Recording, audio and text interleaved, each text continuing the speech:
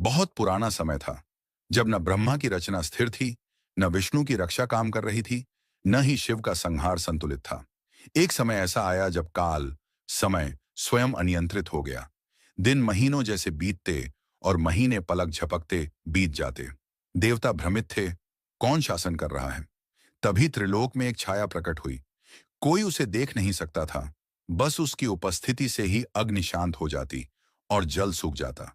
वह था कालेश्वर, देवताओं से परे एक अदृश्य देव, जो समय का स्वामी कहा गया।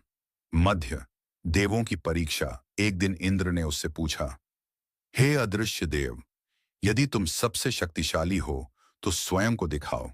कालेश्वर ने कहा, मुझे देखना ही मृत्यु का कारण है, क्योंकि मैं वह हूं जो मृत्यु को भी समाप्त कर देता है। इंद्र ने फिर भी जिद की।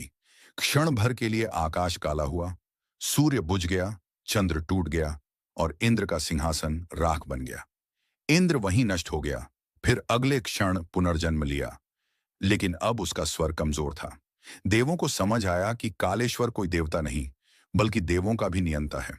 अंत रहस्य जो छिपा रह गया। कहा जाता है कि जब महाकाल ने स्वयं को शिव का रूप दिया, तब कालेश्वर उसमें विलीन हो गया।